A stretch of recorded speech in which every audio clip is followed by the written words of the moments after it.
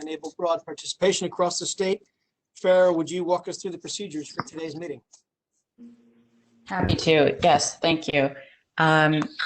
Thank you, Commissioner. So just so that we have another smooth and productive meeting, I'll remind the council members of our logistics and procedures for the meeting.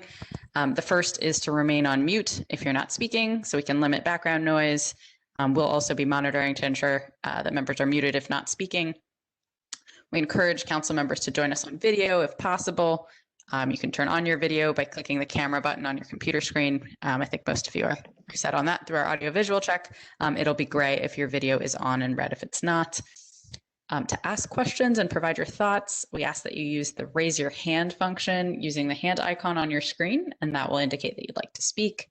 And to get to that hand raise icon, you would click on the panelist participant button, which is marked off in a red box between the button with the 3 dots and the button with the camera in the third visual on the slide. When you are called, please go ahead and unmute yourself.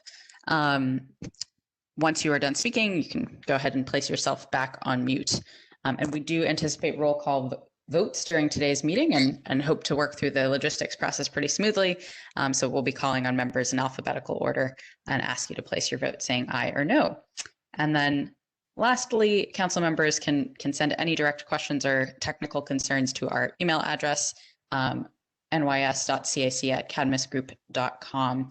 And then just since I've seen one more council member join, wanted to just let Chancellor Malatras, if you can hear us, just give us a quick hello and we will go back into the agenda.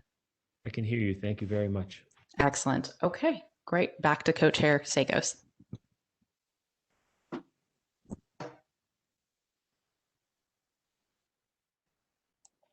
Valerie, would you mind doing the roll call for us? Yes, I will. Thank you. Good afternoon, council members. When I call your name, please acknowledge your participation in today's Climate Action Council meeting. I acknowledge the participation of Co-Chair Sagos. Co-Chair Harris. Here. Commissioner Ball. Here. Donna DeCarolis. Here. Good afternoon. Good afternoon. Commissioner Dominguez. Here. Great. Gavin Donahue. Here. Dennis Elsenbeck. Here. CEO Falcone. Here. President Gertler. Present.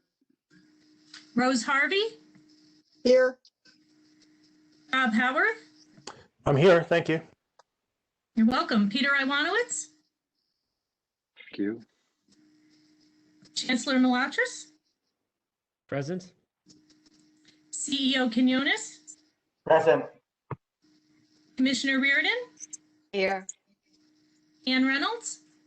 Here. Chair Rhodes. Here. On behalf of Secretary Rosado, Keisha Santiago Martinez. Good afternoon, present. Raya Salter. Here. Good afternoon.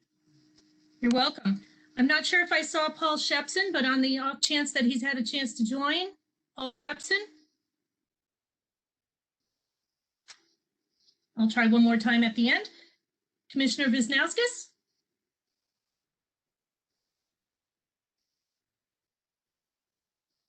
She was here earlier. I'm here. Can you hear me? Oh, there you are. Great, thanks. And on behalf of Commissioner Zucker, Henry Splitoff. I'm here. Thank you. You're welcome. And one more time for Paul Shepson. With that, co-chairs, I note the presence of a quorum for today's Climate Action Council meeting. Great. All right. Thank you, Valerie. Appreciate it. You're welcome. Let's just go quickly through the agenda. You see it in front of you right there. We'll start with the consideration of the minutes and then some brief reflections from the co-chairs. We'll also hear a presentation on electrification from transportation, energy efficiency and housing, and the power gen panels. That will then be followed by a discussion on that presentation. And then, of course, the update on agency activities and next steps. Moving on to slide 4. the approval of minutes, consideration of minutes. Everyone had a chance to hopefully see the minutes from the last meeting. Any discussion on what we sent you?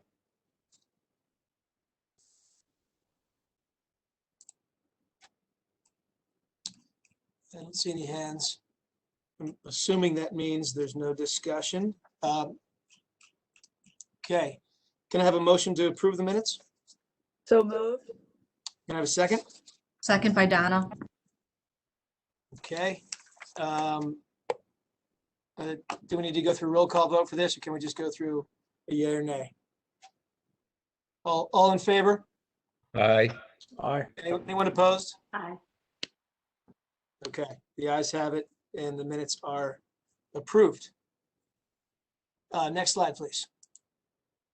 So some just brief co-chair remarks and reflections. We do like to take a little bit of time to put things into context. Been busy the last few months. And I'll just note one thing and then turn it over to Doreen. Next slide, please. This is a bit of a tip of the hat to the farm. It's more than a tip of the hat. It's a big tip of the hat to the farm community and the work that we are doing to address climate impacts on farms. An exciting announcement that went out recently, $4 million to help farms through the Climate Resiliency Farming Grant Program that will address 80 farms across New York, helping to reduce emissions and also become more climate resilient.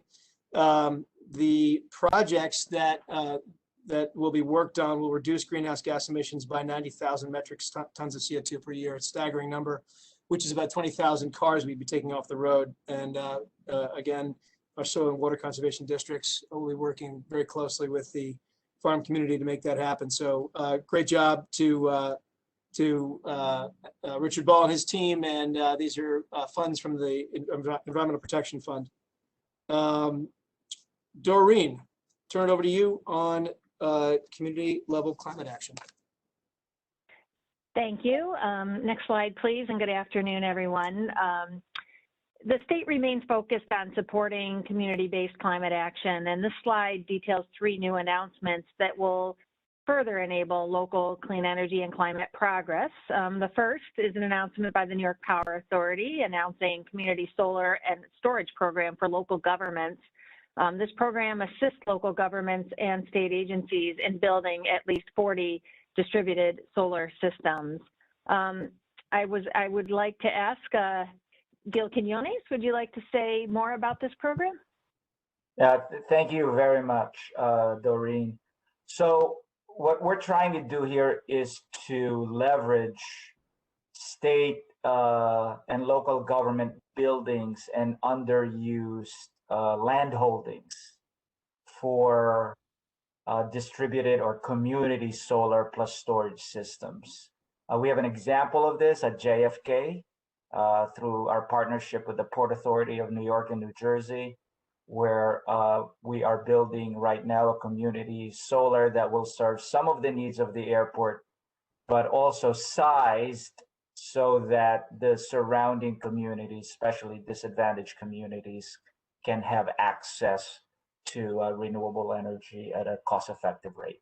So we want to replicate and scale that up statewide, leveraging other state and local government facilities and, again, underused land holdings. Thank you, Doreen. Back to you.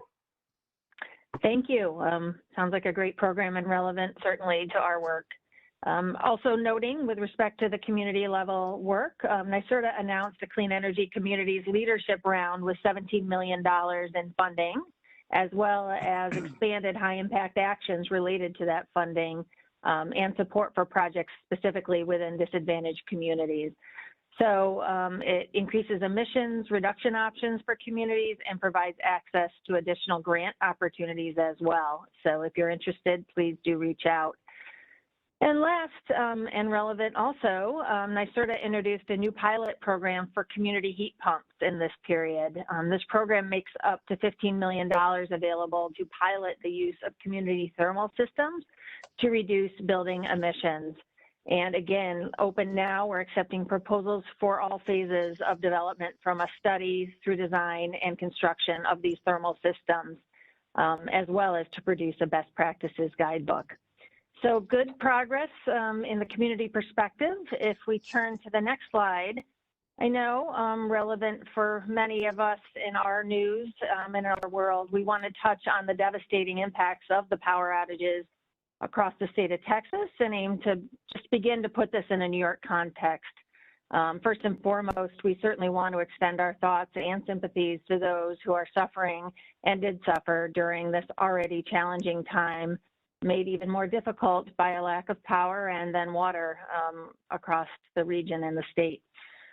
So I present this with NYSERDA's thinking as well as insights from our state colleagues, notably PSE Chair John Rhodes, the NYSO President and CEO Rich Dewey, and the respective teams of experts. And we will hear from Chair Rhodes in a bit on this topic as well in the context of today's electrification discussion.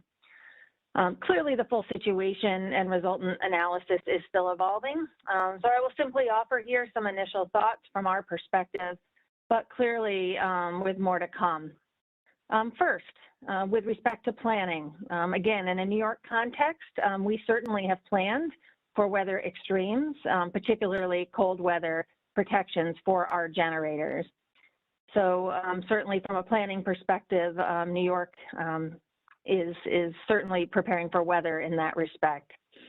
From a grid perspective, it is important to note that we certainly do have ties to external systems to provide the ability to import power from neighboring control areas during times of need, as well as clearly significant investments in our own grid, as announced and discussed at previous Climate Action Council meetings. From a market perspective, we certainly have a market which is designed and managed differently. And importantly, from the perspective of planning, reserve margin requirements with capacity resources facing penalties for failure to deliver energy. So looking at the various rules and regulations around installed reserve margins and the reliability needs assessment, we certainly believe and expect we have a robust planning and market process in place here in New York. But of course, simply stated, we are planning for an uncertain future given the impacts of climate change, and future weather events will certainly challenge our planning and simply need to always be ready to reevaluate our planning in this context. From a consumer impact perspective, we do have markets, regulations, and system structures here in New York that would prevent the worst of extreme pricing and the impacts to consumers here in New York, as well as a hedging approach that would dampen certainly the extraordinary consumer bills that Texans are experiencing. From a resilience perspective, the New York ISO has extensively studied electricity resilience, notably through their climate study, but beyond that, with specifically new reliability and resilience rules, which may be contemplated even this year. And some of this is born from our own experiences through Hurricane Sandy, certainly, which have advanced such investments and studies as well. But it is true that the unprecedented cold weather conditions in Texas, from a resilience perspective, would pose a significant challenge to wind turbines in that climate. In New York's case, our wind turbines are designed to operate in winter conditions, as we're all familiar with here in the Northeast. But there are additional considerations that we had wanted to flag for the members, certainly with respect to the impacts that may have been seen disproportionately on disadvantaged communities as being particularly important to consider, as well as a view that environmental justice communities have had to cope with repeated emissions events during hurricanes and other disasters. And of course, we'll continue to review the Texas experience closely to determine what, if any, actions New York should take. Some general points worth considering is, of course, whether there's additional oversight of generators required to ensure their investments are made, whether we would benefit from understanding how our grid can become even more flexible and resilient, as just described, and of course, the need for continued innovation in grid technology and systems management for this reliable future grid that we are all heading toward. So we again wish our best to the Texans in their time of need, and hope this helps put this situation in the context of those of us thinking closely about these issues here in New York. Next slide, please. But the order of the day, and relatedly, is a presentation on electrification. Here in New York, we are building an extremely low carbon electricity system, which provides the opportunity to decarbonize not just electricity, but those sectors currently primarily reliant on fossil fuels, which raises some challenges, of course, for the New York electricity grid to remain mindful of. So today, primarily, we will be hearing from the Transportation and Energy Efficiency and Housing Advisory panels about the opportunity for electrification, and then relatedly, turn the presentation to Chair Rhodes to discuss some points to consider from the power generation perspective, again, to ensure this broad, successful transition. So I want you to know, as members, after we've had a chance to hear from each of the presenters, we will open the floor for reactions and questions and have reserved plenty of time for discussion at the end. So to kick off our discussion, I'll turn the presentation over to Commissioner Dominguez, Chair of the Transportation Panel. Next slide, please. Commissioner Dominguez? Hello, good afternoon. Thank you, Doreen. Greatly appreciate it. So good afternoon, everybody. Today, we're going to be providing the results of preliminary research conducted by Cadmus on electrification of the transportation sector and detailing how this information is being used to inform several strategies under consideration by the Transportation Advisory Panel. Meeting the CLCPA's aggressive greenhouse gas emission reduction targets will require an aggressive series of actions across all sectors, including transportation. And the Pathways report that Cadmus has pulled together, reviewed previously, or rather the Pathways report that NYSERDA actually sponsored, reviewed previously by the Council, suggests that reductions of more than 85% from the need to come from the transportation sector by mid-century. Electrification of the transportation sector is one of the core strategies under consideration. To help achieve this challenging reduction, research suggests that by 2030, up to 70% of new passenger vehicle sales and up to 50% of new medium and heavy-duty vehicle sales will need to be powered by electric or other zero-emission vehicle technologies. From an environmental perspective, renewable energy resources, such as electrification, will help to strategically target harmful emissions that currently besiege low and moderate income communities. As the production and deployment of all electric vehicles are accelerated, the total upfront and total cost of ownership will decrease, also benefiting disadvantaged communities. Electrification of transportation vehicles alone, however, will not provide the benefits required to achieve the desired GHG emission goals if we do not also consider the impacts of local land use and power generation. We need to integrate strategies to recharge into the construction of new residential and commercial tracks, as well as rehabilitate existing residential and commercial tracks. We also need to ensure that strategies are identified to mitigate electricity costs during peak periods so that recharging is cost competitive. Transitioning to electric vehicles is not enough by itself to achieve transportation's share of the emissions that are required under the CLCPA. That's why the panel is also evaluating strategies to enhance the availability, accessibility, and reliability, as well as affordability of public transportation. Combined with targeted smart growth policies and system optimization, will provide for more livable communities that will afford individuals the alternative to reduce discretionary automobile trips, as well as enhance mobility through provided by improving our bicycle and pedestrian access systems. Adam Reuter, who leads NYSERDA's clean transportation work, will begin our presentation today by providing some background about the state of electrification, based largely on the work NYSERDA is doing with consultant Cadmus. He'll then be followed by Jared Snyder from DEC, who's co-chairing our Transportation Advisory Panel and will introduce some of the potential strategies the Transportation Panel is considering to accelerate the transformation to electrified transportation across New York. So without further ado, Adam Reeder. Thank you, Commissioner, and thank you to the entire council for having me today. Next slide, please. So the analysis that we've conducted through our collaboration with Cadmus presents positive news for future EV adoption. First, they're coming down in price, and the total cost of ownership, or TCO, for EVs is expected to drop below that for gasoline vehicles in the next few years across most categories of light-duty vehicles. This is somewhat dependent on where in the state you live. Higher electricity prices downstate mean the TCO is less favorable. But the purchase price of EVs is expected to fall below that of comparable gasoline vehicles by later this decade. As we know from our own experiences, though, TCO and purchase price aren't the only factors in car buying decisions. So just because the TCO or purchase price for EVs is lower doesn't mean that everyone will immediately flock to buy them. Next slide.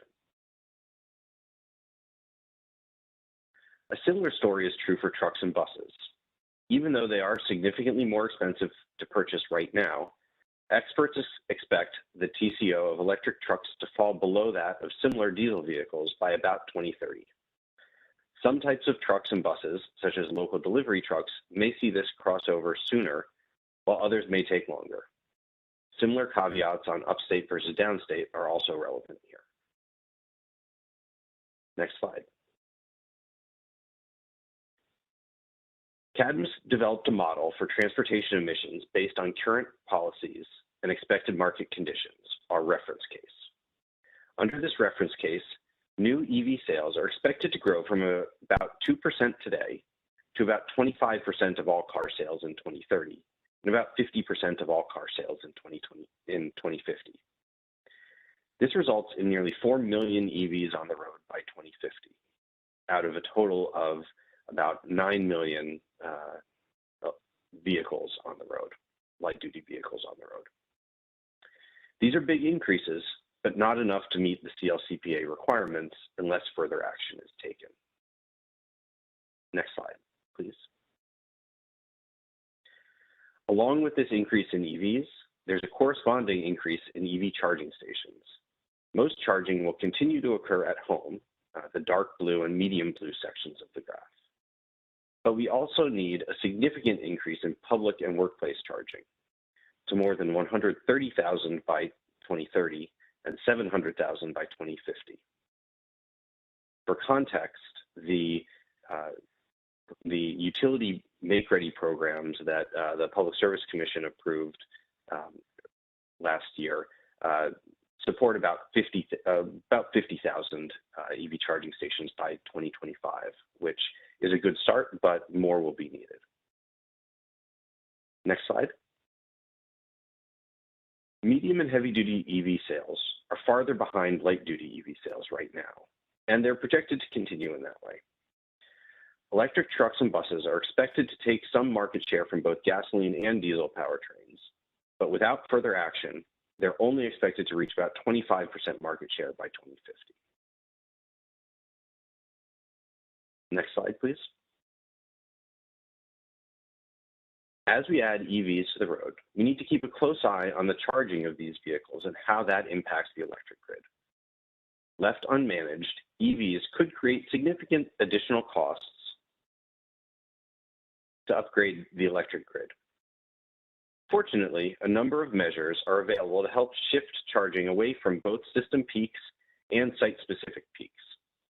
These include both time of use rates and similar measures to shift charging to off-peak times, and site-level demand management and smart charging. Next slide. This slide shows an example of how effective managed charging can be.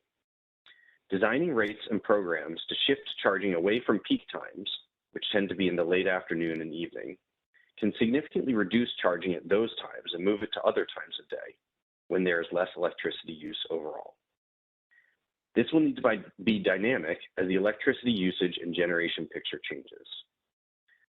You may note here that the absolute peak on the right-hand side, the managed charging side, is actually higher from EV charging than the unmanaged peak, but it is at a time when typical electricity usage on the grid overall is lower.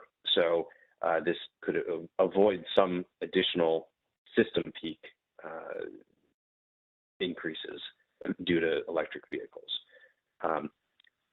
But this would need to be dynamic because as other sectors electrify as well, the system peaks may change and will need to be flexible and institute flexible policies and programs to make sure that we are shifting EV charging to an appropriate time so that we're not increasing overall system peaks. Next slide. In addition to the reference case, Cadmus also is looking at policy scenarios to see how various policies can impact greenhouse gas emissions and EV adoption.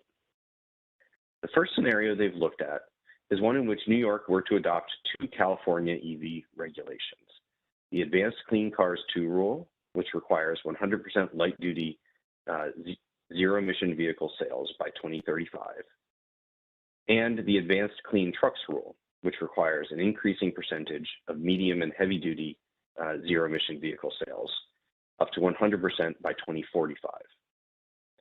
Cadmus's modeling found that these 2 policies, if fully implemented, would reduce greenhouse gas emissions from the transportation sector by about 55% compared to the reference case.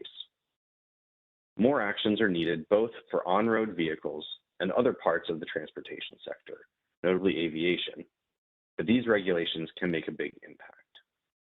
I will note that the Advanced Clean Trucks rule, while it may not have as big an impact on greenhouse gas emissions, does have a significant impact on criteria pollutant emissions and local air pollution because of the reduction in diesel emissions, which are a key component of local air pollution. Next slide, please. These regulations result in dramatically higher EV adoption in New York State, both for light-duty and medium and heavy-duty vehicles. Nearly all light-duty vehicles are zero-emission vehicles by 2050 in this modeling, and about 90% of medium and heavy-duty vehicles are zero-emission vehicles by then.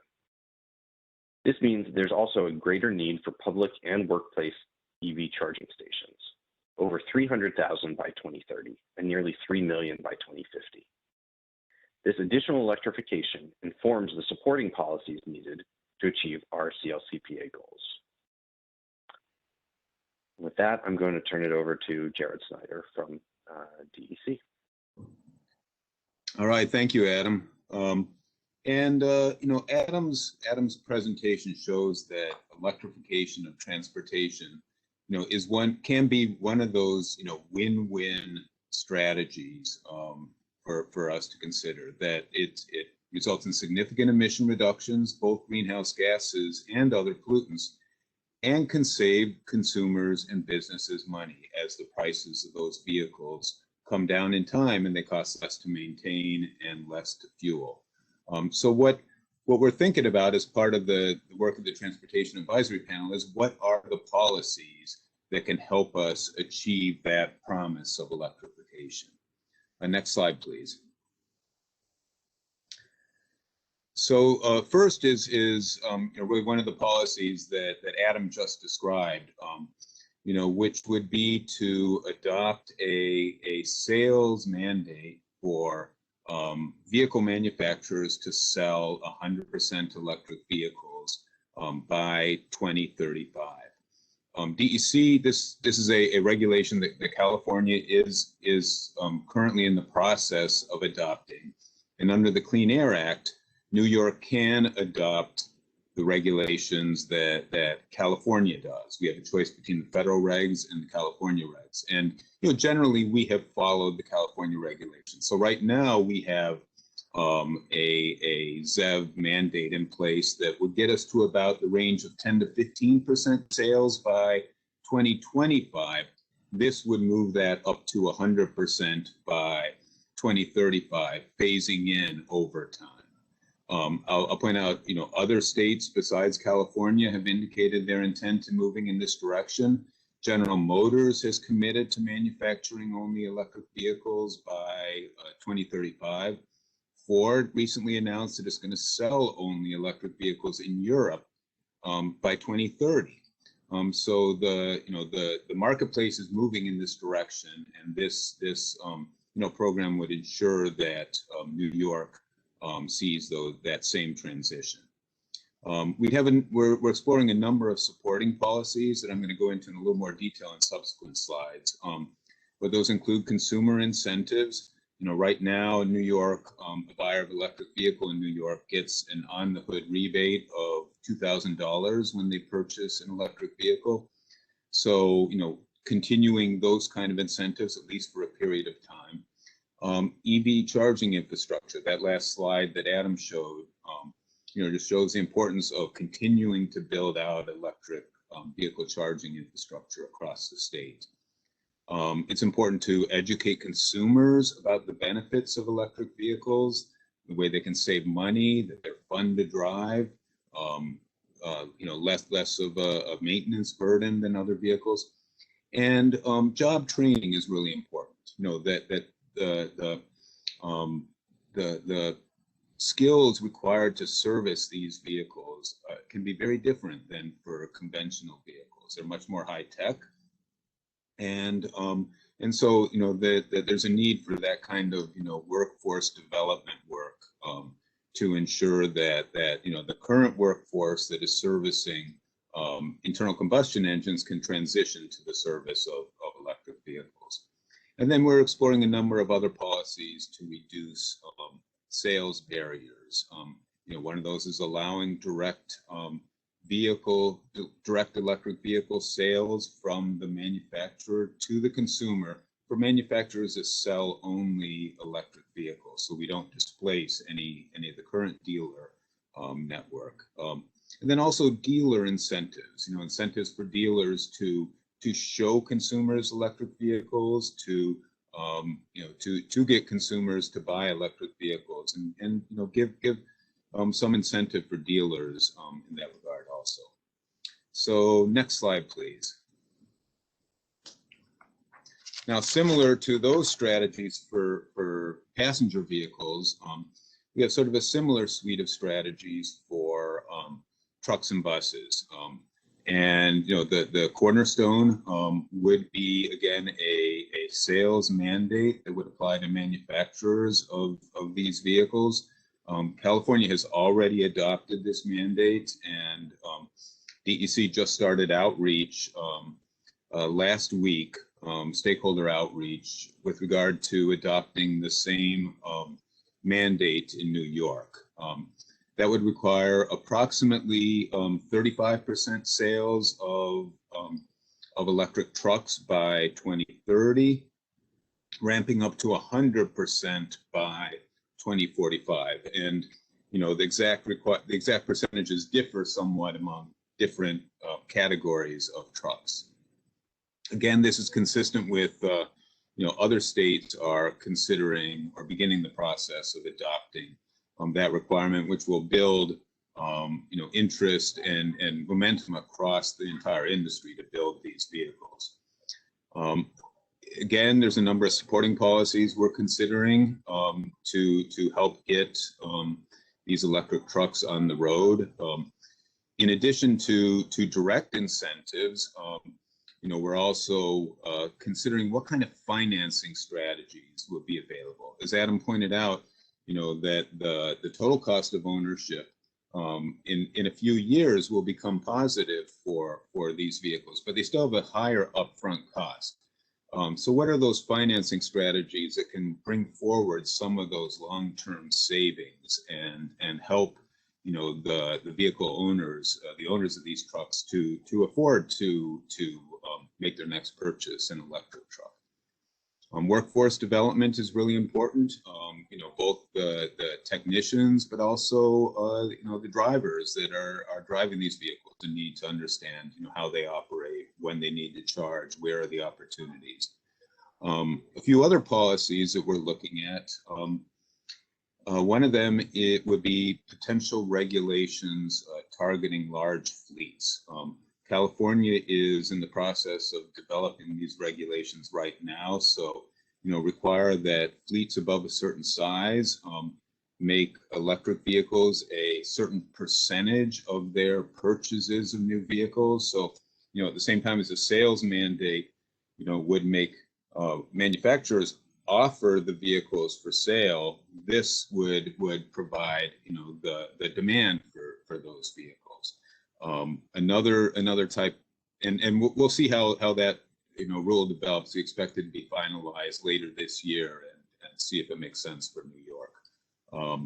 Another potential policy area would be government procurement, not just government fleets, but contractors that work for the government have incentives in place in government procurement to favor contractors and fleets that use electric vehicles. And a whole another set of policies are being developed pursuant to a multi-state memorandum of understanding that Governor Cuomo entered with 15 other jurisdictions last July. There's a significant effort underway to develop an action plan by this summer, a draft action plan by this summer, finalize it by the end of the year, that would identify a number of other policies for all the participating states to consider. Next slide, please. So I want to go in a little bit more detail on incentives for light duty vehicles. We think it's important that we provide incentives until price parity is reached, initial price parity, in maybe the next 5 years or so. But in doing so, we can also consider the availability of the federal tax rebate that is currently in place, and I know there's legislation looking at extending that. For heavy duty, it's going to be, incentives are going to be even more important, in part because of the significant price difference that exists right now between diesel and electric trucks.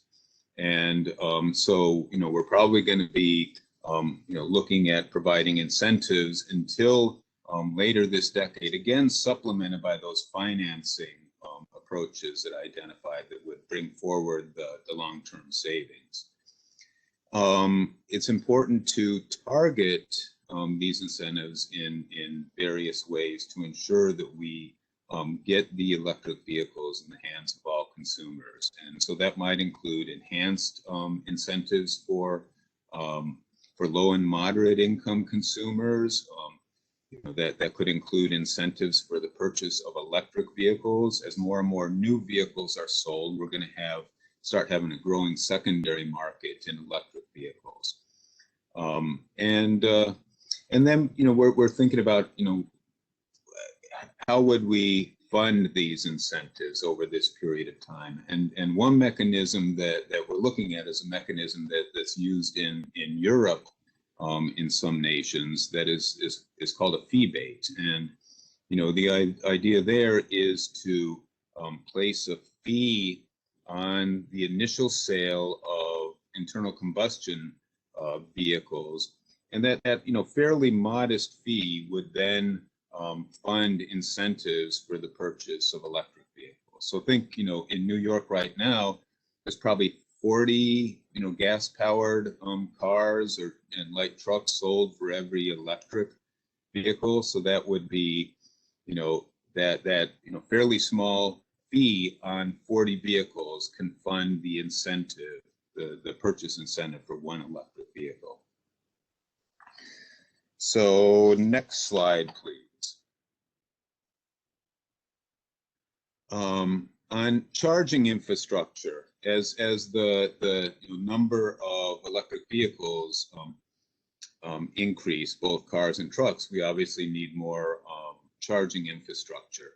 The state is already investing significantly in charging infrastructure, nearly $1 billion, between a public service commission and a New York Power Authority program. And that is all targeted in meeting our goals for 2025. So we're looking that we're going to need to extend some of that emphasis on building out the charging infrastructure past 2025. There's going to be an increasing role for the private sector. As more electric vehicles are on the road, the economics of charging infrastructure improves, and reducing the need for incentives, especially in highly trafficked areas where the charging infrastructure will get a lot of use.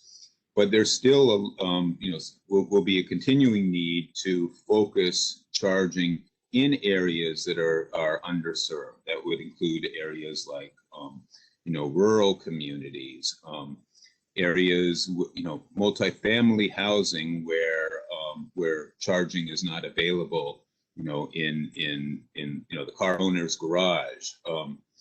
Maybe other approaches to ensure that people without garages have the ability to charge their vehicle. And also important to look at the special needs of trucks. Long haul trucking will need the opportunity to charge on the road. Charging infrastructure at truck stops could be a great part of the solution. We've heard on our panel that there's a shortage of parking spaces for trucks to park overnight in our communities, and so one way of building interest in electrification is to provide those parking spaces with charging for owners of electric vehicles. So we're looking at those kind of strategies. Another possible strategy is something like the California Low Carbon Fuel Standard, which treats electricity as a low carbon fuel. And, as a result, it provides value to the providers of charging infrastructure, to, utilities, potentially to transit fleets that convert to electrification, that can then earn credits that have value. And in California, that money is then gets reinvested in more electrification. So that's a way of supporting the build out of charging infrastructure. As we're doing this, as we build out the charging infrastructure, it's important to look at managed charging, for the reasons that Adam identified. So we're working with the power generation panel on that. And there's also significant possibility for different rate structures that encourage consumers to charge at off-peak times. And we'll also be working with the Energy Efficiency and Housing panel on the possibility of EV-ready building codes, and that may be something we hear about in the next presentation. Next slide, please.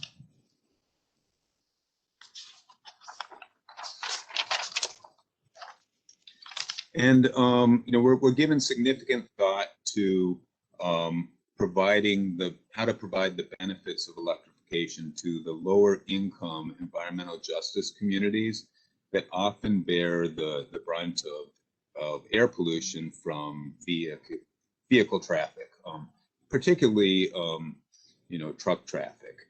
And so there's a number of goals that we've been sort of pursuing, and policies to support those goals. One, as I mentioned, provide low and moderate income consumers affordable access to money-saving electric vehicles. And ways of doing that is providing them with higher incentives. Make it so that electric vehicles, which are now perceived as a vehicle primarily for rich people, can be a vehicle accessible by everyone. Also, rebates for for used vehicles could be an important part of the strategy. And then potentially also incentives to support other modes like electric bikes. Second, and you know, at least as important, is to deploy the clean trucks and buses in the communities that bear the brunt of air pollution. That's a way to provide the most substantial public health benefits. So, you know, a way of doing that is one way of doing that would be to target some of the incentives, enhanced incentives to fleets and of trucks, you know, transit fleets that operate primarily in those communities. Another area to look at is potential green zone strategies. So strategies that provide preferences to electric trucks in certain areas, perhaps around ports, perhaps, you know, sort of food warehouse, you know, loading areas, those kind of places. And I just saw something in the news today. Santa Monica, you know, for example, is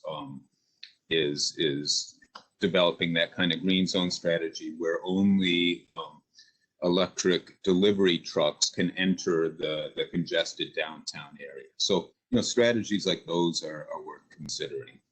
And, you know, finally, it's important to target the charging infrastructure to underserved areas. As I mentioned, you know, that includes, you know, low and moderate income, multifamily housing, but also rural areas that are often, you know, underserved with electrification.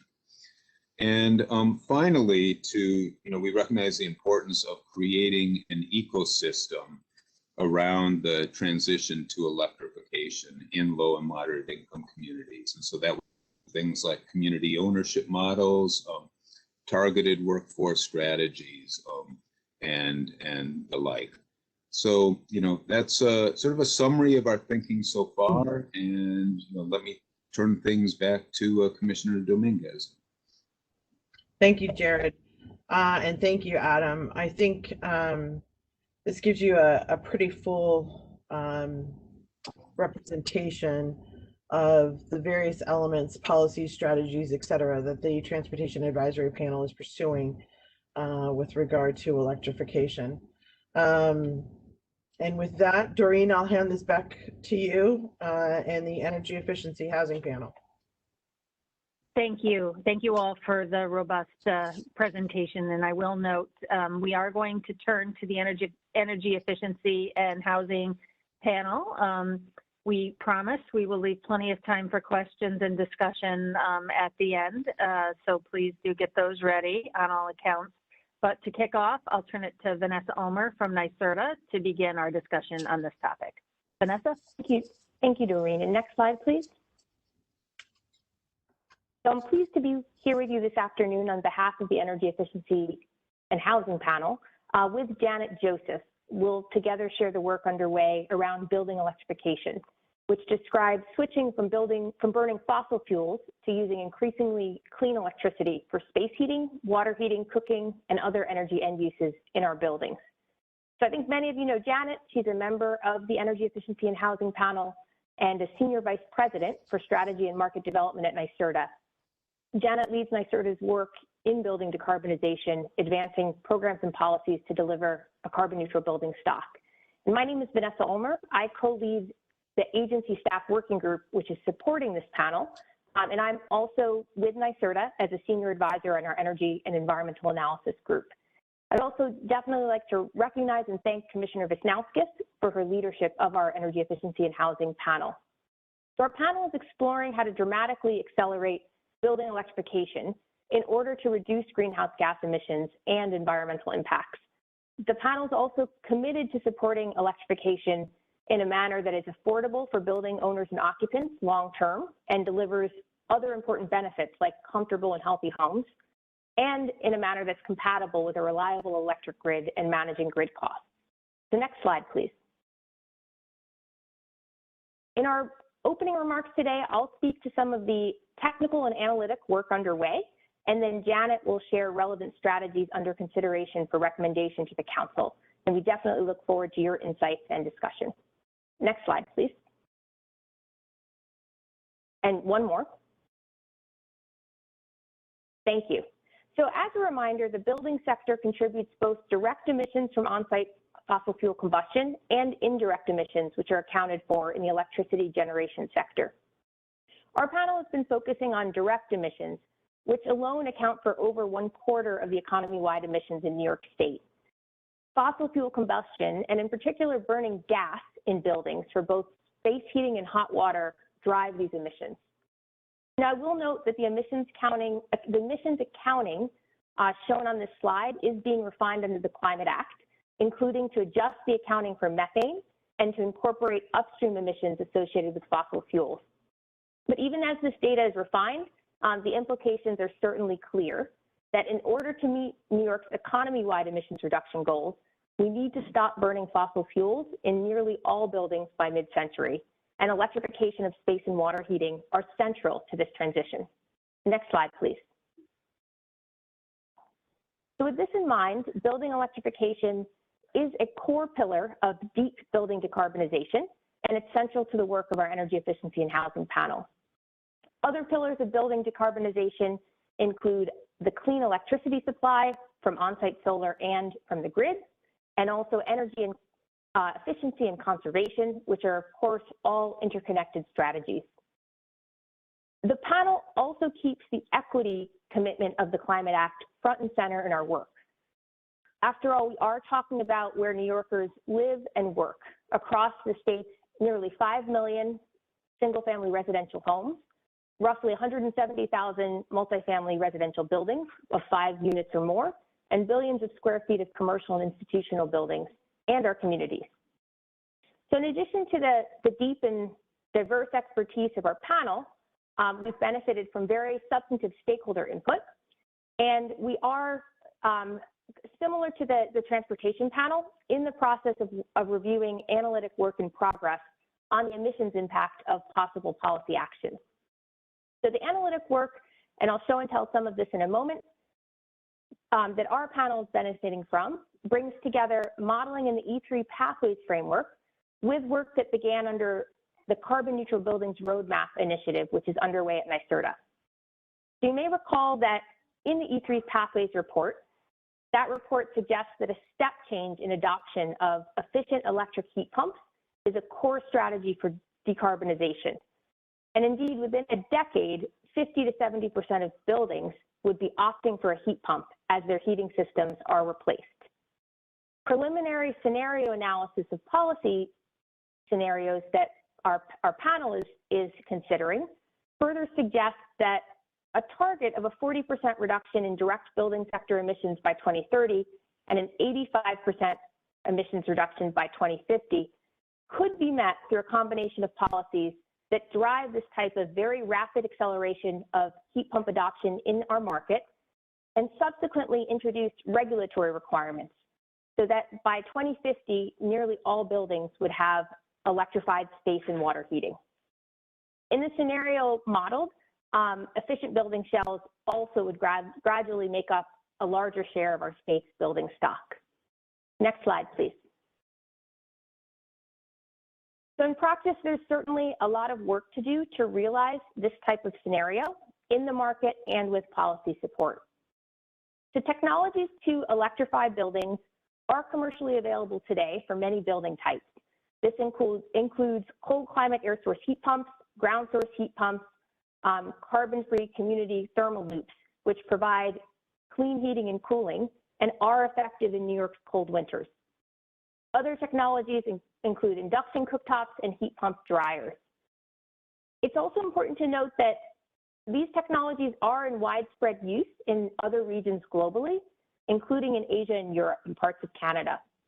But they remain niche and nascent technologies here in New York State. Efficient electric heat pumps are the primary heating source for only about 2% of homes in our state today.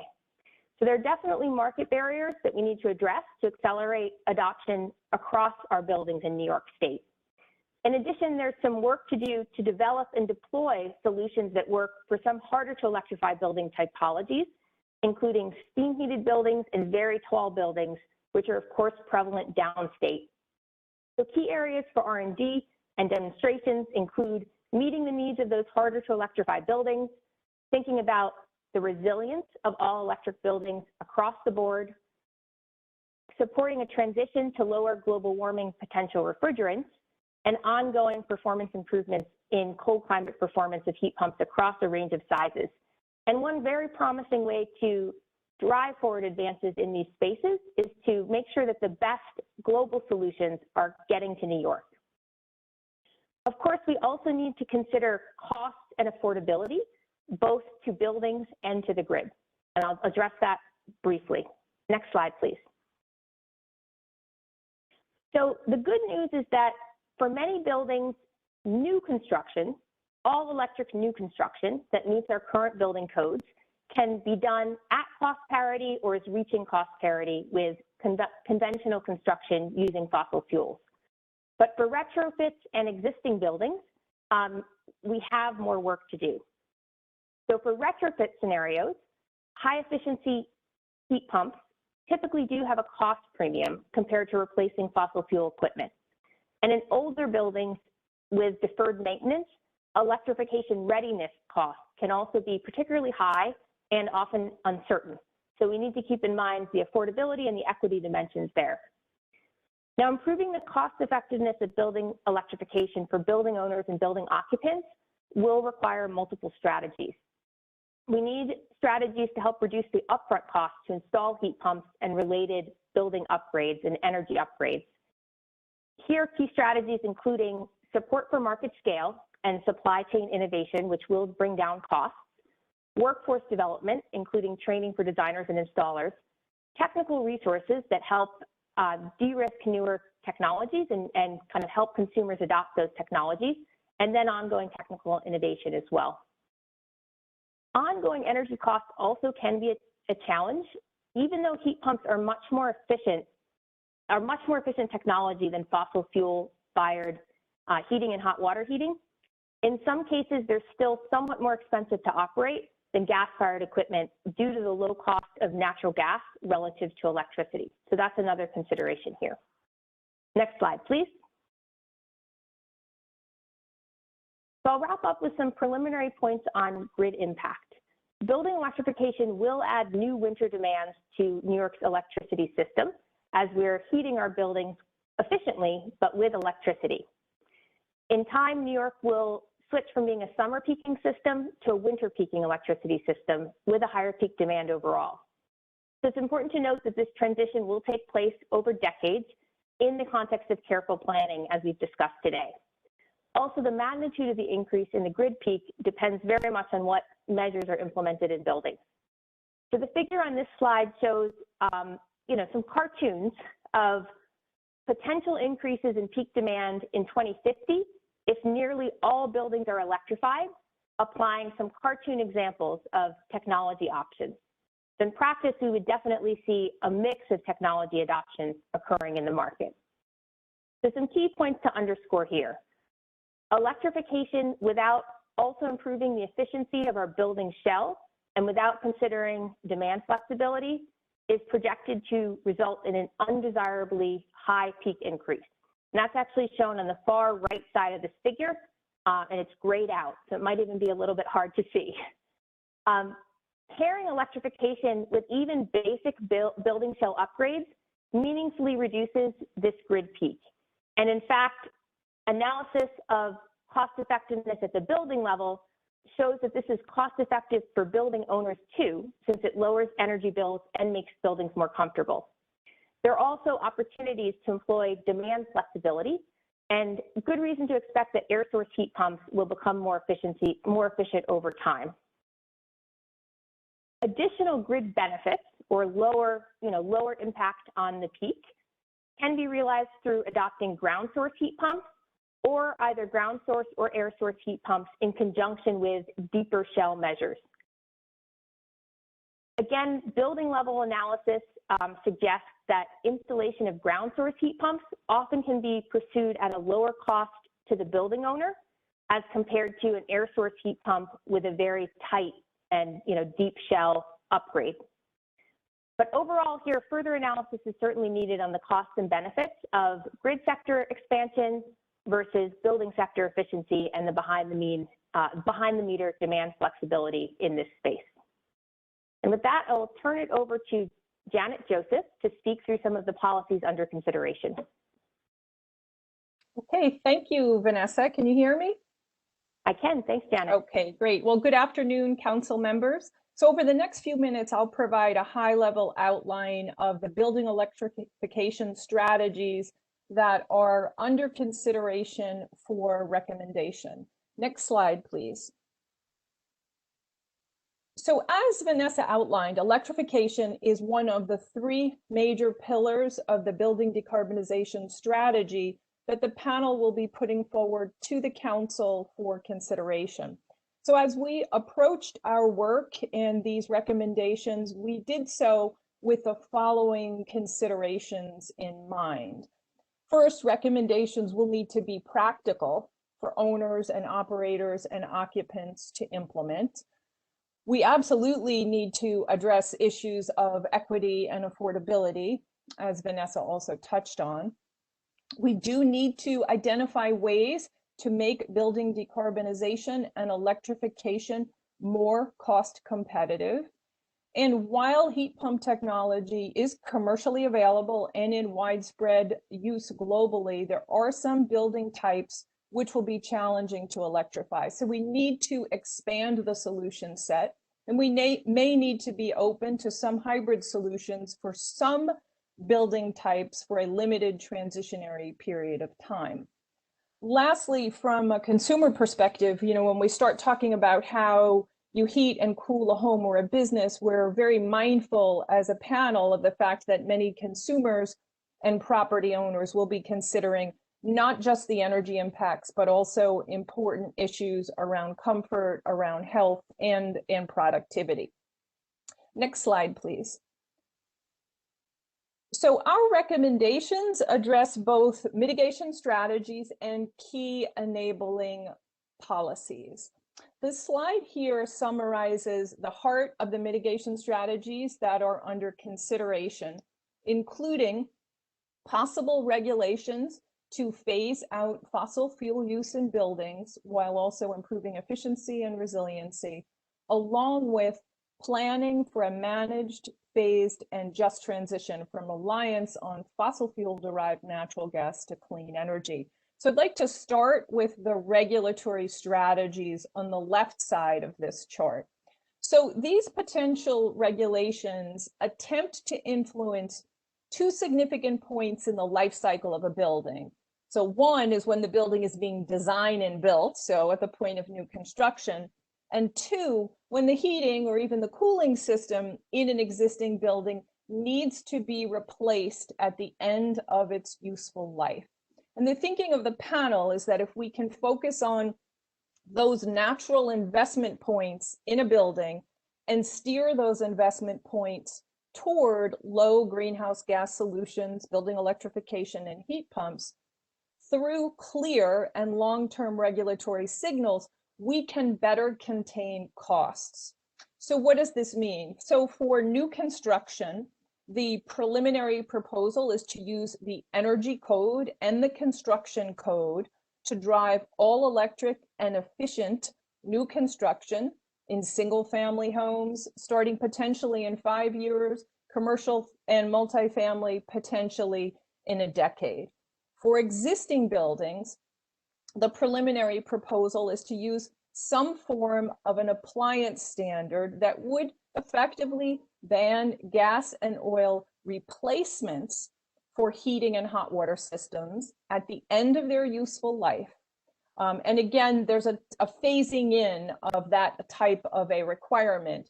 The group is discussing potentially a scenario with single family replacements starting within 10 years, commercial and multifamily starting within 15 years. And again, this would only effectuate the replacement of a heating system at the end of its useful life. And a couple of other points worth noting here. These rough timelines that we are considering align well with the cleaning of the grid, which will be 70% renewable in a decade, They would provide a clear long-term market signal, which is needed to facilitate private investment, which is necessary to drive cost reduction. And they would also provide a timeline, such a signal would provide a timeline for proper grid planning. So now kind of switching to the right-hand side of the chart. This recommendation addresses the need for a managed, phased, and just transition from fossil fuel-derived gas to clean energy. And this is a topic that does not fit in neatly in any one of our panels, but it may very well be one that is most significant and most critical to achieving our greenhouse gas reduction goals. And while our panel members have different views on the pace of this transition, there is alignment that it needs to happen with attention to safety, equity, reliability, and affordability. And planning for this needs to commence now. So toward that end, our panel has identified several recommendations for consideration, which are outlined in this chart. So first, launching a planning process with a fulsome stakeholder engagement that would examine the regulatory, legislative, and other necessary policy changes consistent with CLCPA. Importantly, developing an equity strategy to ensure that low and moderate income consumers and disadvantaged communities are uplifted and benefit from the transition and certainly not left behind. Third, the panel has discussed the need to create a transition strategy for gas industry workers. Importantly, also undertaking an analysis of grid readiness and building readiness for electrification. And to some degree, some of this similar work has commenced for electric vehicles. We need to embrace a similar level of granularity for building grid readiness and readiness of the distribution system as well.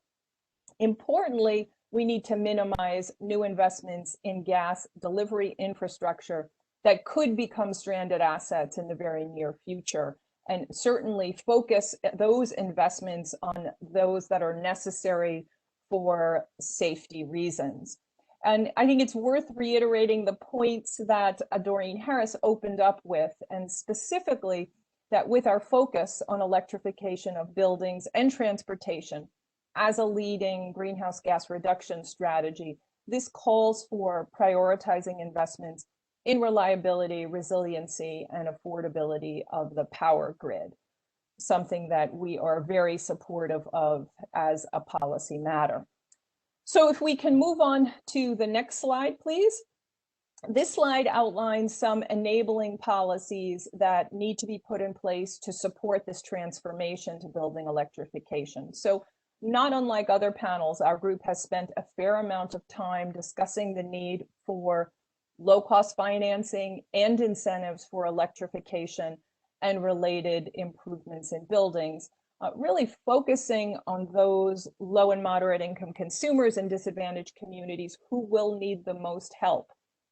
The group has discussed some potential revenue sources, but this is clearly an area warranting additional analysis and deliberation.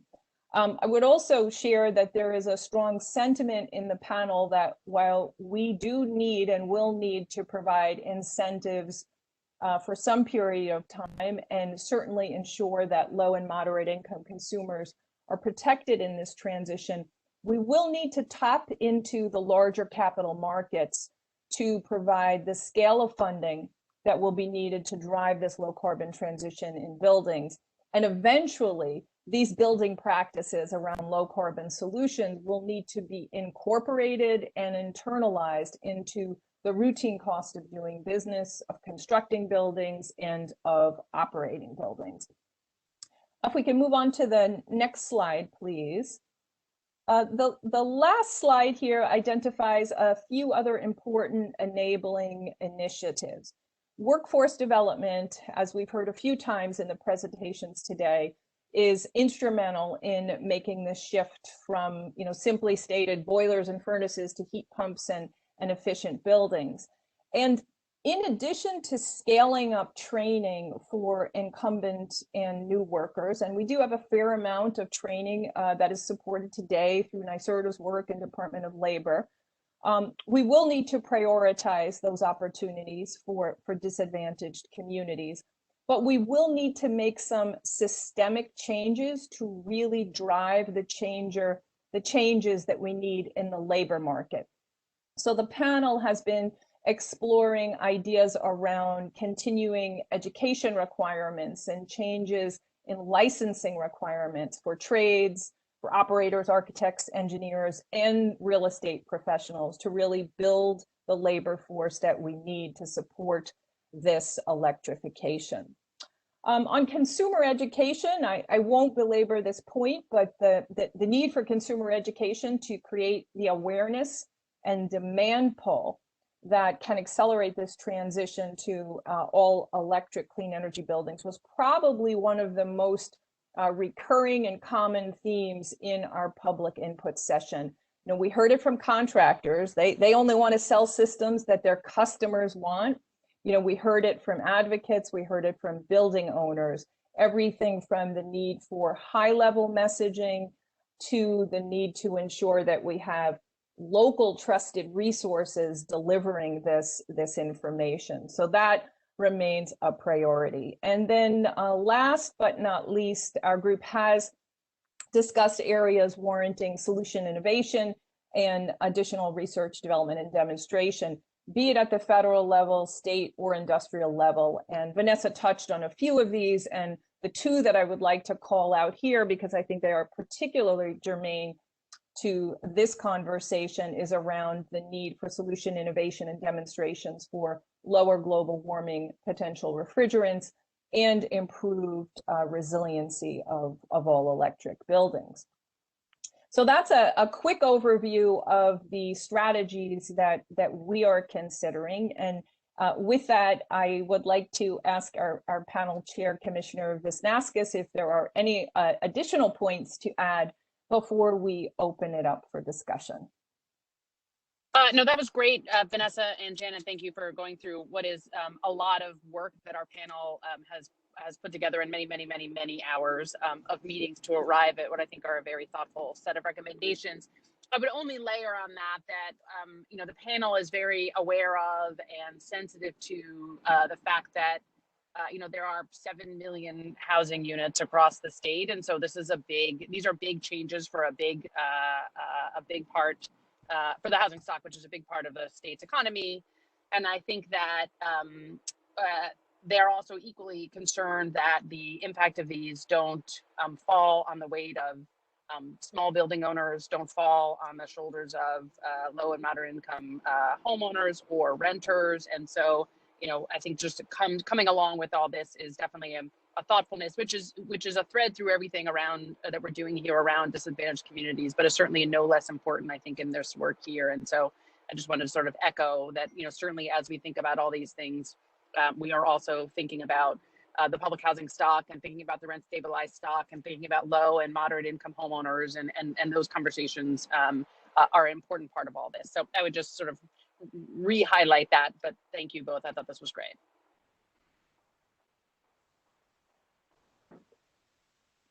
Well, thank you all for the important presentation. And I would say before we turn to the questions and discussions, if we turn to the next slide, I do want to turn the floor over to Chair Rhodes, the chair of our power generation panel, to put this in the perspective of our supply, our electricity supply. So, John? So next slide, please. Can I check that my audio is good? Thank you. Yep. So before I jump into the grid side, I just wanted to pick up on something that Doreen, you said at the beginning, and Janet, you just said when you talked about all resilient all electric buildings. The Texas circumstances heighten our awareness of what we need to do, but we actually are well positioned today and as we march down this path. We know that we're going to have to, and we know how to do this, get the resources on the system that provide reliability and resilience at all levels, on the customer side, on the grid side. We need to have planning and operation rules that are tight so that we don't have 10-year out-of-date scenarios about what could happen if something goes wrong. And of course, we have to provide customer protection, base load protection for all customers from outrageous pricing, but of course, especially for our most vulnerable. So going to some of the grid implications of what Vanessa and Doreen, Vanessa and Janet, and Marie-Therese and Jared and Adam took us through, the obvious thing to note is that when we decarbonize buildings and vehicles, which the Power Gen panel wants to go on record as embracing, it changes what we need the electric grid to do. That falls into a couple of categories. First, there's an overall requirement that says if we're going to have to build an electric grid that can do more, we need to do it as cheaply as possible. And we have to use every trick in the book in order to do that. The good news is that we actually have learned how to do a lot of that coming out of Sandy and building a more resilient local grid, and also figuring out how to integrate solar, distributed solar on the system, as well as bulk renewables. So we know that we need, obviously, the resources, but we need to have ways of better managing load and supply. We need flexibility. You've heard Jared and Adam talk about rates. That can be a great way to drive flexibility. You've heard lots of us talk about storage. That's inherently flexible. We want dynamic demand in general. So smart buildings, which Janet and Vanessa touched on, that's a big part of it. So we need to do those. And we need to have the forward-looking planning, holistic planning across the system, the electric system, and the other systems, transportation and building, to accommodate the significant changes in the level of electricity, the quantity of electricity we need, and the character of it.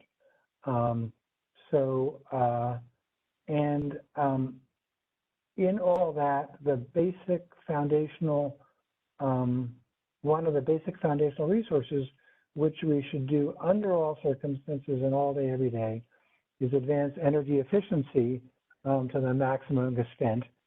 It's the best way of making the challenges of the future grid the most manageable. And of course, always pay attention to where the costs of all this land, and make sure, of course, that they're all minimized, but when they land equitably, and don't unfairly hit hardest those vulnerable co-New Yorkers that already face an undue energy and associated disadvantages burden. So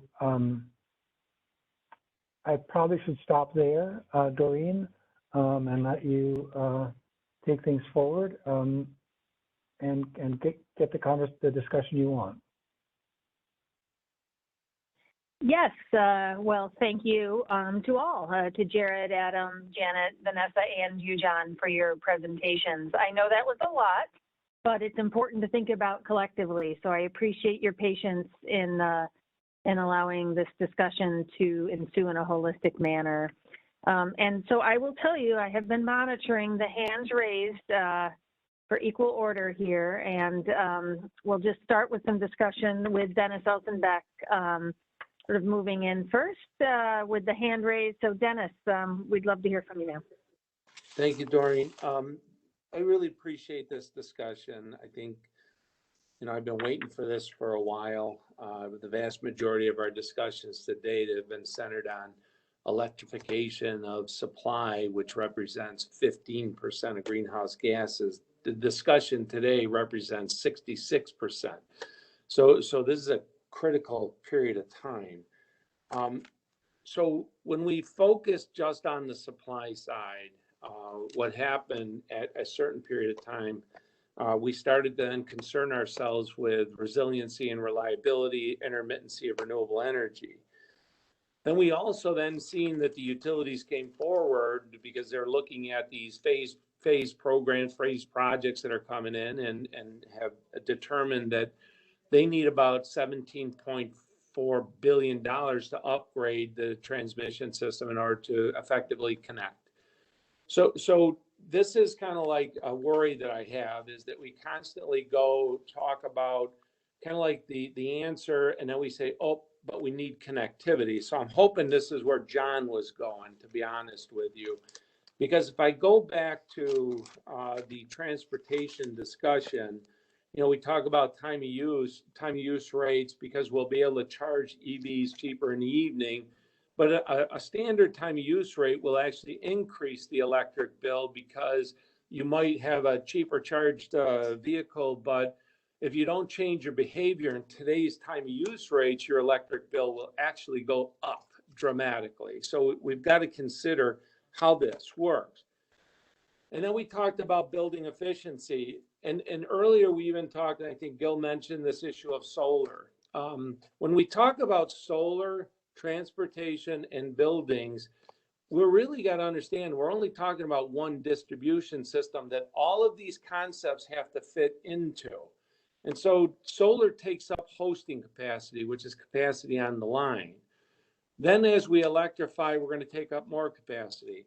My concern is that we're going to accelerate the need for a major distribution system upgrade.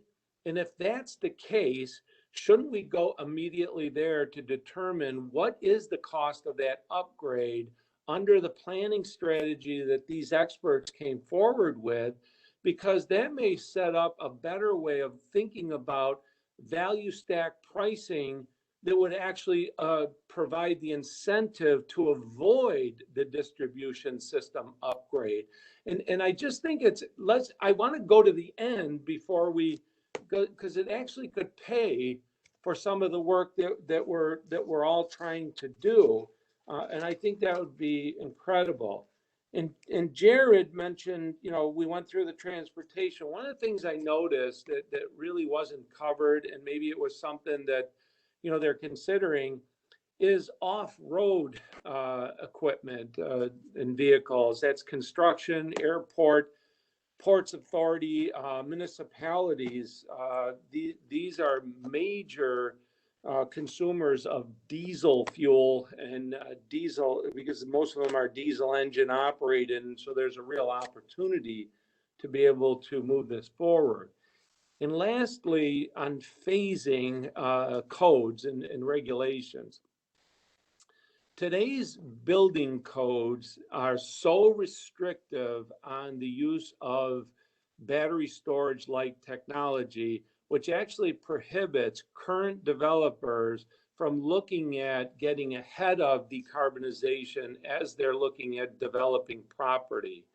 In most of our Rust Belt neighborhoods and kind of like underserved areas, there is not a lot of capacity. And what's happening is that as they renovate these buildings, which we want to happen, we're running into distribution level constraints.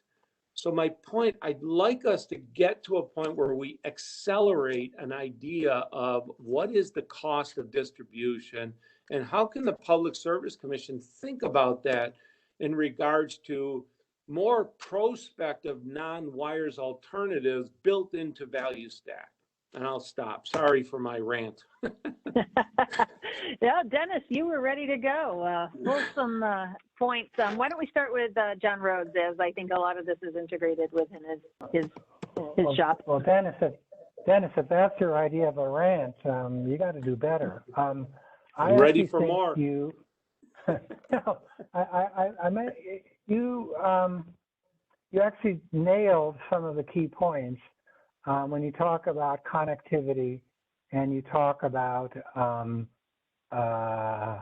making sure that we're bringing, that we're using things like non-ROS alternatives as part of the solution set. I won't get into all of the details, but just imagine this scenario to show you to show all of us what's possible. I think it's completely obvious to you, Dennis. Say that you want to set up a charging station for a set of vehicles. You, the charging developer, probably don't care about location that tightly. Moving it a quarter of a mile down the road, that's fine. I get the same traffic. The grid could care a lot.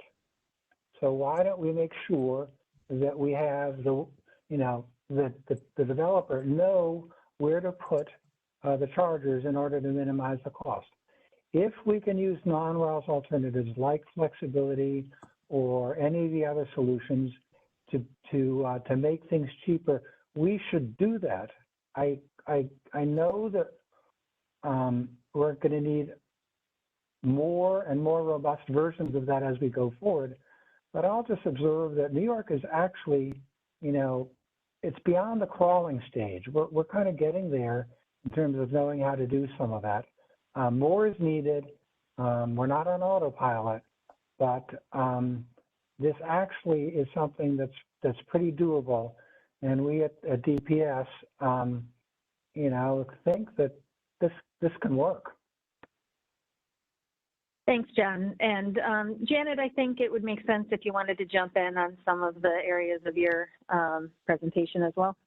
Sure. Dennis, the only thing I would add to your comment, you touched on the need for sort of distribution level planning to start to integrate the electric vehicle issues, the building level issues. And I did want to raise to your attention and to the council's attention that Con Edison, National Grid, and New York City Mayor's Office have a study underway looking at carbon neutral solutions as related to their broader policies. But I do believe this study will provide some granular insights on these types of issues at a more detailed level. So I would just flag that study. It should be coming out within a few months.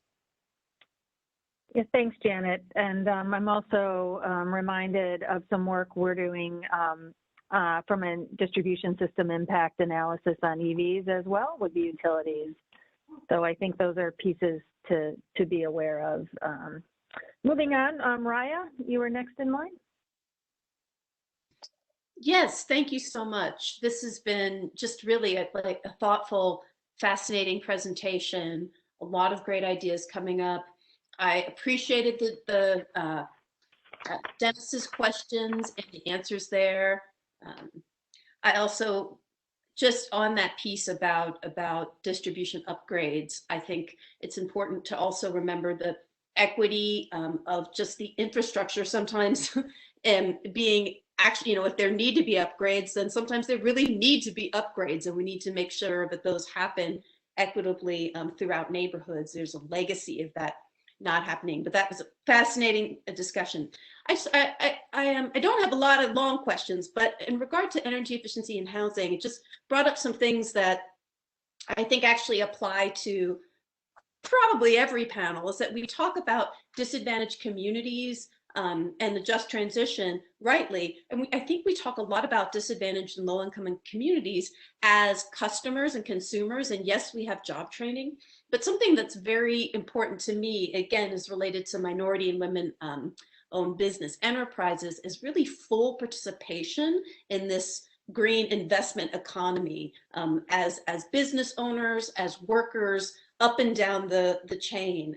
And so I want to, and it's for all panels, but I want to know, how energy and efficiency is thinking about that in particular, with also the understanding that there is a support and capacity building piece, I think, especially for MWBEs, a kind of chicken and egg where, we don't want to, really force requirements because we're concerned we won't have enough businesses who can do it, yet the businesses who were there don't have enough business to start growing their capacity. So I wanted to ask that question in particular. And also consumer protection was mentioned, John, that was fantastic, but also something that looms large on transportation as well. So interested on thinking there too.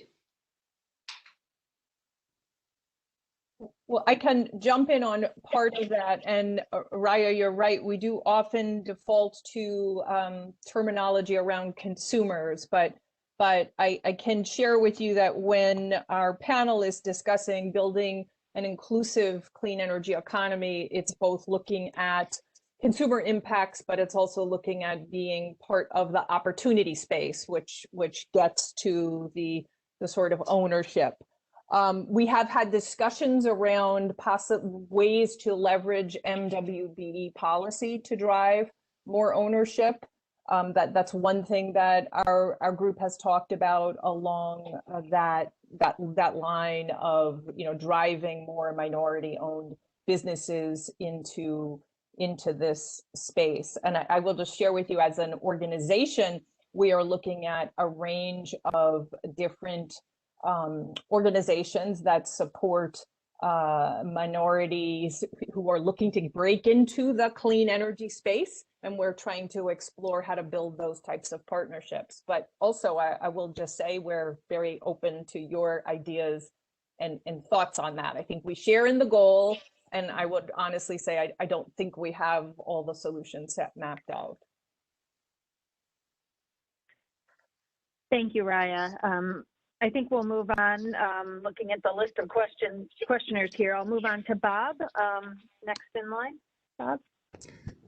Thank you, Doreen, and thank you to all the presenters. I really want to commend everyone for being right on target and concise and coming up with some potential solutions which are at the scale of what I think we really need to be addressing. So I'm very pleased with that overall. I did have some sort of thoughts and questions embedded. Let me just run quickly through them. First, Jared, I really liked your idea on a fee for purchase of fossil fuel vehicles, but that begs the question I'll come back to in just a minute as well. Why not also have a carbon fee? And I haven't heard any mention of a carbon fee, but it clearly goes to the incentives of the fossil fuel system. Vanessa, I very much appreciated you reminding us that the data you're showing on emissions don't yet include the upstream emissions or the methane, and you're correct that the conclusions you make will be even stronger when you do that. But by my estimation, the building part of the greenhouse gas footprint is going to be really dominant once we throw those upstream emissions and methane in associated with the natural gas use. And so the moving on the housing market is going to be really critical. We have to get that right. And there's some good thinking out there.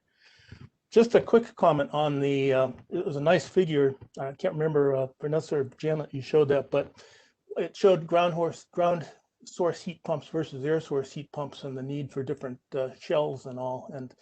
And as someone who put a ground source heat pump into my house, which is a 1890s farmhouse, I put it in 6 years ago now. We went round and round on that and ended up with a ground source heat pump, even though it's more expensive because of its higher efficiency and lower long-term costs. And I calculated the break-even point in paying that off at about 7 years, going one way or the other. So I'm wondering, I really do think we should find incentives for using ground source heat pumps. It's going to make the grid issues a lot easier to deal with. And I think the economics for the owners make sense, except that the initial cost is so high. So that goes back to the funding issues. How do we help owners with those initial costs?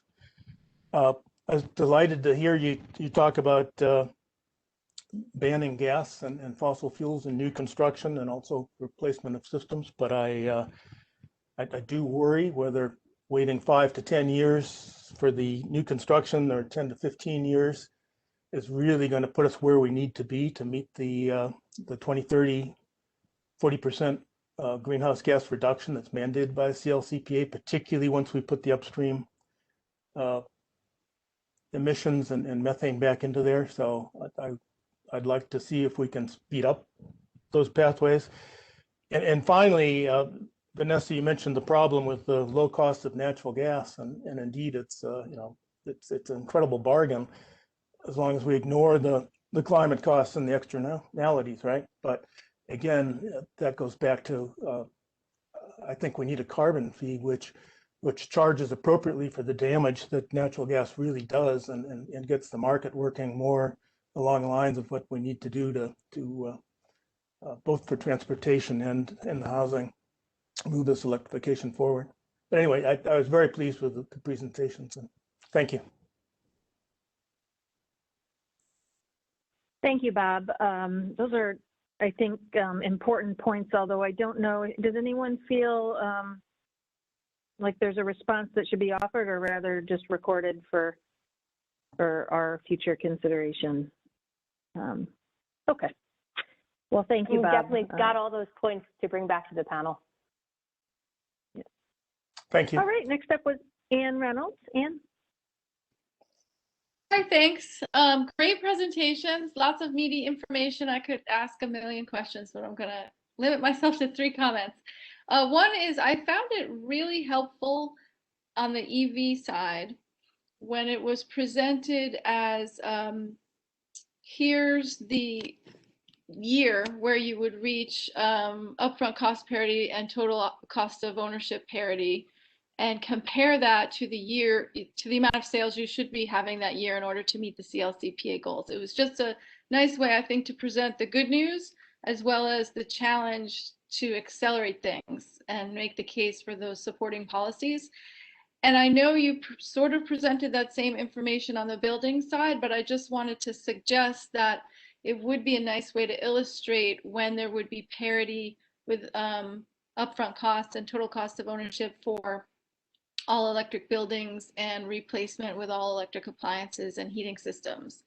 To also, and it would point out, I think, I don't know if it'll come out looking good or bad, but I think it would point out how much of a lift that is to prohibit replacement with fossil fuel appliance and heating systems. If it's an acceleration of 3 years or 23 would be good information to know. So that was one thing. I was back to the EVs, very happy, Jared, to hear you mention the need for direct sales, because I think companies like Lucid and Rivian and Tesla should be able to sell their vehicles directly to consumers in New York. Now people have to go either downstate or out of state to buy those vehicles, and it would really help, I think, with consumer awareness and availability. But I'm also wondering if there's any research about what works better, dealer incentives or purchaser incentives, because we also want to accelerate the purchase at existing dealerships, and maybe it would work better if we incentivize the dealers to sell them, because that seems to be a barrier.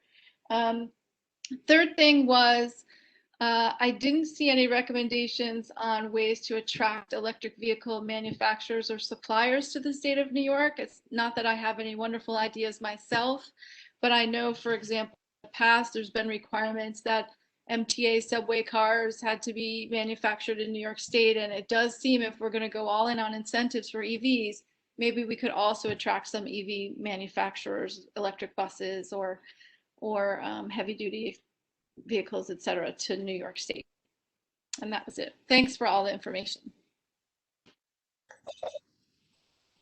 And I don't know if there's any study on the effect of dealer incentives. We do know that Connecticut has dealer incentives, and it seems to be fairly successful there, but it's not in place of consumer incentives. It's a fairly small incentive for dealers. I think it's maybe $300 a car that goes to the salesperson themselves. So it provides, good incentive for at the store itself, to get people in electric vehicles. Folks hear me? Hello? Yeah, okay. Donna, I'll try you one more time. Did you have a question, Donna? Oh, yeah. Thank you, Doreen. I'm sorry. I was looking through my No notes. worries. So, thank you. So first for Jared, and then I had a couple for energy efficiency and housing. For Jared, I was just sort of interested, and you touched upon it, but Are you thinking about different solutions for different regions at all, or is it more of an across the state solution? And I was specifically wondering, as I've heard it talked about at the panel, things like a more urban neighborhood where you don't have a garage. You mentioned this, where you might be parking on the street in Buffalo on a snowy winter day, and rural areas. So I wondered if there were different solutions being considered by region. So that was for, do you want me to just stop there or throw out the other I'll keep going. Okay. And then the other questions relative to energy efficiency and housing. First of all, I would just like to say, you know, the utility consultation group provided some really good comments to the panel, and it might be beneficial to share those with the council. I don't know if that's, you know, appropriate, but I think it really would encompass a lot of what my questions are and what I would like to know more about. So that's the first thing. The second thing is, I wonder the extent to which we're considering resilience. And I know, Janet, you talked about, you know, the keys, things that you're considering, the focus on safety, equity, reliability, and affordability. The resilience aspect, I think what happened last week in Texas really put a spotlight on it. I think having energy delivery systems that are storm hardened, that are underground, that are reliable, really is the equivalent of resilience. So I just wonder how that's being considered, because, for example, you know, last week in Western New York, in our 11 counties, just about 94% of the energy going into everyone's home was delivered by our underground natural gas delivery system. So that's going to be a big transition.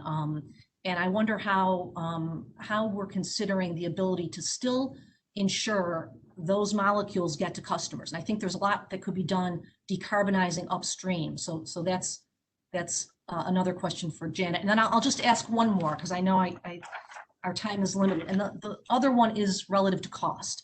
And I know we've talked about this before, but I'm not clear on how cost for consumers is being considered as you think about these kind of electrify everything pathways. And I wonder if we're considering other options, like, again, for a cold weather climate, a hybrid option like we're proposing in our region, where it's a air source heat pump with a high efficiency furnace, where the furnace is only running when it's super cold, and it's kind of a more cost-effective way for consumers. And it's also providing that resilience to ensure that they're going to have an energy source if there's a horrible weather event, which we know are becoming more frequent and more severe. So I did see in some of the notes that were posted on the panel that the net present value costs for some of these conversions were very, very high. 20,000, 40,000, 50,000 on a net present value. And I don't know if consumers are ready for that. So I'll stop there, and I really appreciate. Thank you, Donna. And I would say, with respect to the utility comments, that point is taken, and we're looking at those carefully for sure. But Janet, do you want to jump in on the other topics? Looking at the clock, I hope you can cover the landscape. Sure. So are we considering resiliency? We are definitely digging into that topic. I will say, Donna, it's the topic that we're currently discussing, and we've had a few recent conversations on it. So again, in the spirit of have we completely landed on our strategy? I don't think we have. We have discussed a couple of critical elements to support resiliency, looking at the need for potentially passive house type standards, which are essentially resilient solutions for new construction. That doesn't necessarily solve the existing building issue. We are looking at the potential role of improvements in storage and local solar for resiliency. I do agree with you that there are scenarios in certain existing building typologies for which some form of a hybrid system. Can others hear Janet? We lost you there for a sec. Can you hear me now? Yep, we can hear you. Janet, I heard you, so it might have been on Doreen's end. Okay, go on, Janet. I guess it's me.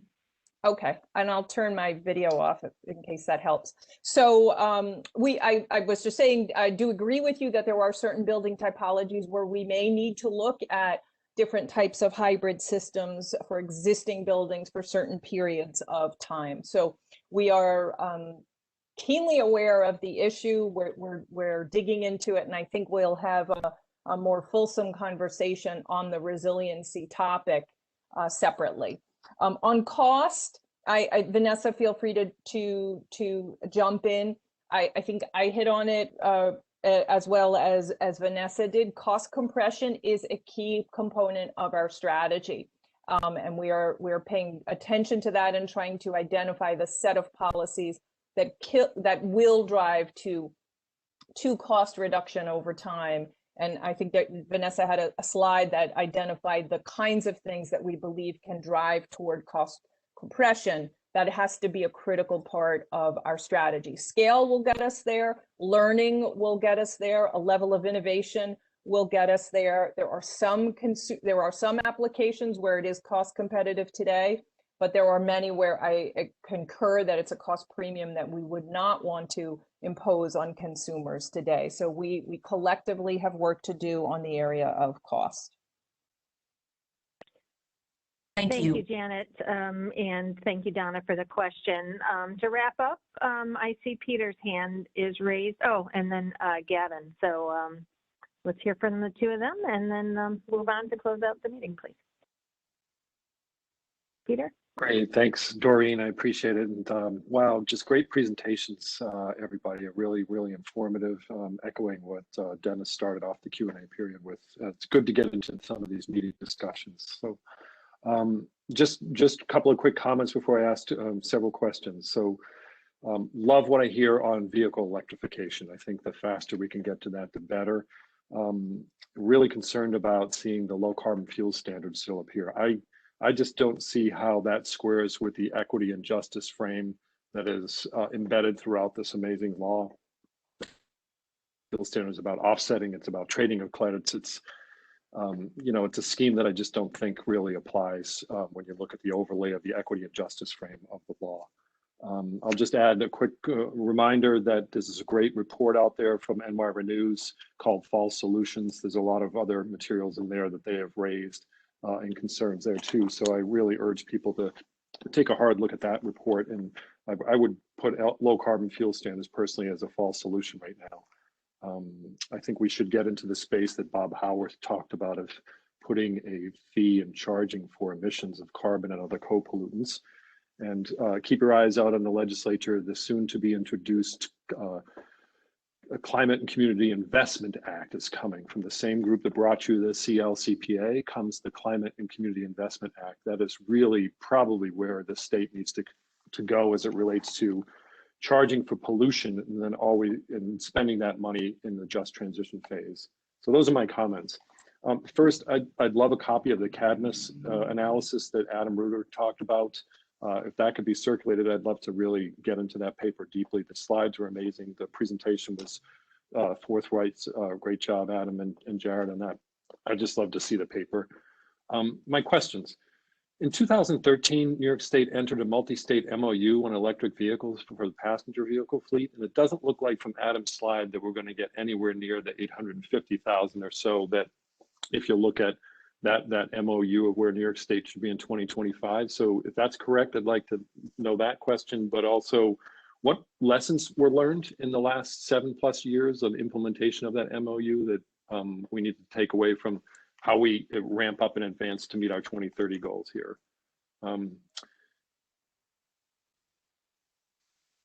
Peter, yeah, can you just ask all your questions just to make sure we... Yep. Yeah, sorry, I was you. just trying to look at my notes and go back to it because it's been a while. Vehicle to grid, I didn't hear a lot of discussion or any discussion about the role of vehicle to grid. The way I look at it is, we're going to have, millions of vehicles on our road. If we get to this place in 2050 and we still have 11 vehicles on our road, I would say we failed. We need to have a lot less vehicles on our road. But we're going to have a lot of vehicles on the road, and we should be considering those as energy storage devices. And I know that NYPA is doing some work in this space with electric school buses, but we really have to be thinking about vehicle to grid and the role that plays in terms of our energy system, because vehicles are not just vehicles anymore. They're going to be energy storage devices, and we have to start thinking that way. So those are my questions. Thank you. Adam, do you want to jump in on the Cadmus report first, and then any sort of lessons learned as to our work in EV mobilization?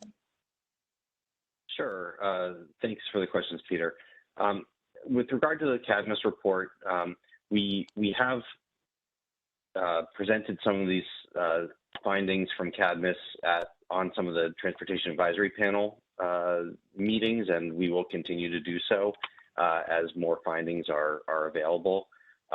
The full report isn't ready yet, and will be ready later in the process. But we do expect some further presentations from Cadmus in the next and materials from Cadmus in the next month or two. With regard to the MOU, I think it's a really good point.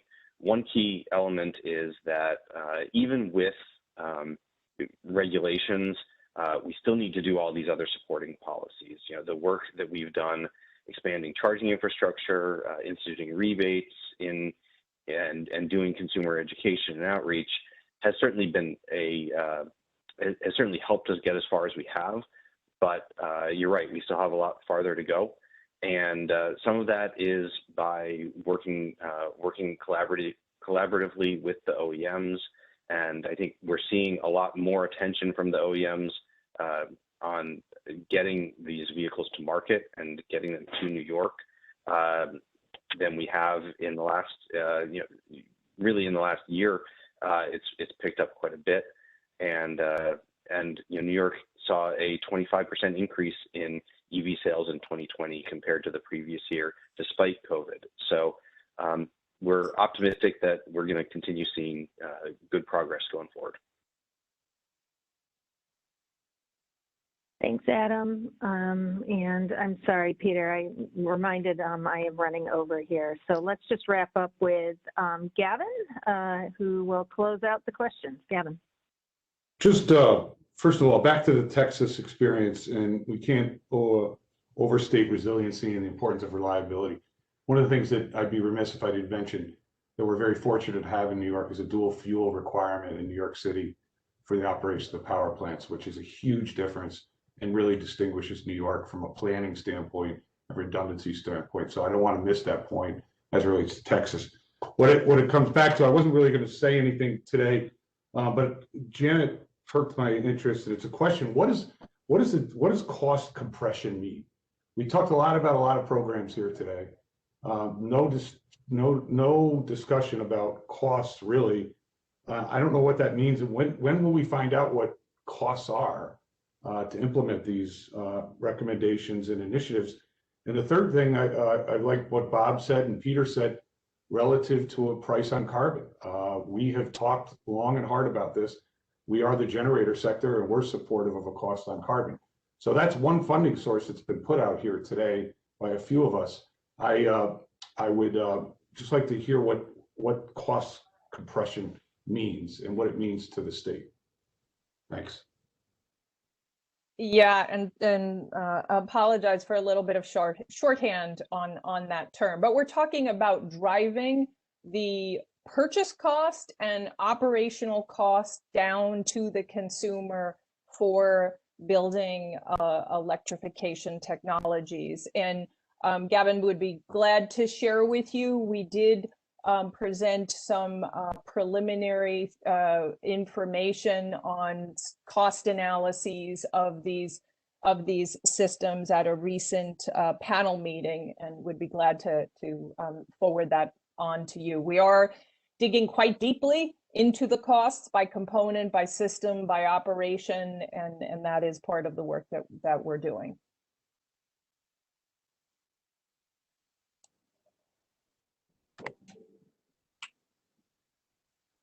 Okay, Doreen, I think we are done with the Q&A. In interest of time, Maureen, can you quickly pick up the CLCPA emissions inventory materials? Thank you. Absolutely. I'll go pretty quickly. Next slide, please.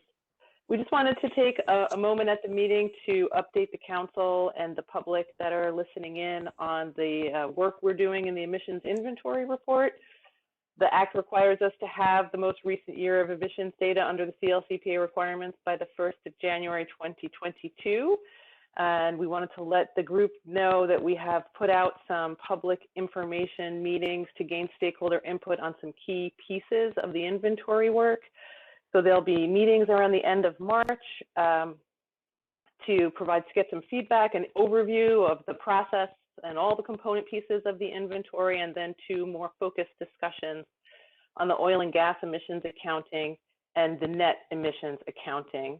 So there'll be more information, including in any meeting materials, details on how to join on the DEC website, on this link below. This will be available when the slides are posted, and we can email it around to this group as well. There'll also be an email blast, letting everybody know when these meetings have been scheduled and posted, and make sure everybody's aware. Of course, written comments and feedback welcome anytime at the Climate Regs mailbox. Great. And that's my quick update. Well done. All right. Thank you. Next slide, please. So couple notes on next steps. So we're getting close to the advisory panel recommendations. Certainly have heard from panel members, some panel members, that the breakneck speed is we are moving fast, and there's potentially some reason to have a little bit more time on a few of the panels. Have heard the same from some of the council members who have looked at this the schedule that we have ahead of us and the time we're going to need to go through each panel. So we have a slightly modified schedule in the next month to 2 months to manage the anticipated incoming and to give us the kind of fulsome discussion time we need to go through all these various recommendations. So in April, so this is the next 2 meetings, April and May. April will stay on track for agriculture and forestry, energy intensive, waste panels, and just transition work group. They will present their recommendations in April. In May, energy efficiency and housing, power gen, trans, and land use, local government, they will present their recommendations. This will not impact the overall schedule this year. Let me make that very clear. But I think it will provide us, and Doreen and I both feel very strongly about this, as do several of the other panel and council members, enough time to engage meaningfully on these issues and to do so in an open setting. So that is the new schedule. We'll make sure we get that put out there in a fulsome manner. The next meeting is April 12th. And then we're looking at May 10th for a meeting after that. So put that in your calendars tentatively. One more slide, please. So this brings us to not the main event, but certainly a remarkable moment with the retirement. Right now, this is 5 o'clock on the 26th, which is the last hour of John Rhodes' tenure, amazing tenure as DPS commissioner and director, and all of the time he's put in NYSERDA, all the incredible work he's done over the years on REV, Clean Energy Standard, the EV Make Ready Order, thousands of other matters. Certainly going to miss him very, very much personally. I think we will miss him as a member of the CAC. He's left an amazing legacy for us, and I just know that our work, the work of the PSC, his colleagues there, and the overall administration will be carrying it on for many, many years. John, it's been a real pleasure to work with you. I want to thank you for all your sacrifice over the years, all the storms, all the tough issues. You've really put your heart into it, and you've really led an amazing example as a leader of an agency. So thank you, and I'm sure Thank you, John. Thank you, John. others want to say so as well. Doreen, pass it to you. Yes, I will say I'm glad they didn't turn your phone off at 5 o'clock, John. It's true we're pushing you to the end, but that's indicative of your service here to New Yorkers. So it's tough to bid farewell to you, certainly, but on a personal level, I have had the honor and privilege to work with John closely from the moment you started working here in New York. And I know I've said my piece, but you should be so proud of your accomplishments leaving here today. And I know you've played an integral role in making New York the climate capital of the world from the perspective of actively addressing this existential threat. So many thanks to all of us from the state perspective. And if any of the members of the council would like to share their thanks, certainly it's a free for all. So no hands raised, have at it, please. Hey, John. Voice too. John, such great work since you've been here. A lot to be proud of and a good long time. I was promised funny pictures here. None of these pictures are particularly funny of you, but it just shows how hard you've been working. So thank you so much for everything. And John, this is Rose. You taught me everything I needed to know about energy and solar and with parks, and I loved commuting back and forth with you, and you've been amazing. And I'll now catch you on the other side of non-government work. You won't get away.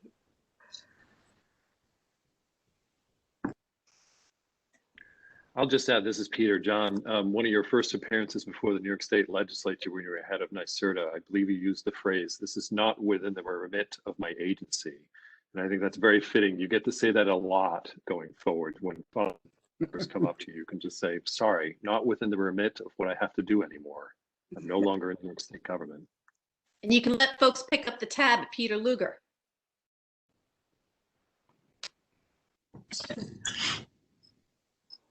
I just want to say thank you so much for your commitment to New York State over the years. You really have helped to move the needle, and it's been such a pleasure working with you.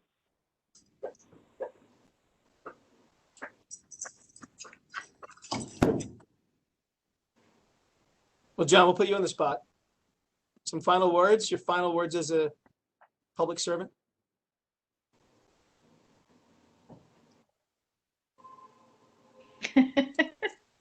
Never seen him at a loss for words. That's right, John. Give him the silent treatment. You're off the books now. You don't have to say anything. It's the dreaded mute button. Maybe they did shut off his telephone. Have we been talking? There he is. Come on, John. It's muted. You're muted, man. I think what he's always saying, Commissioner, is he never really liked you, but he's not going to say it on off mute.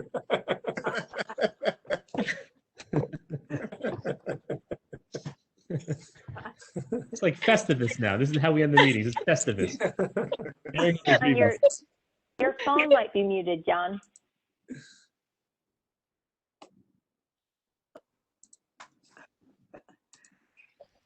Somebody take him out of his agony. He's on double mute.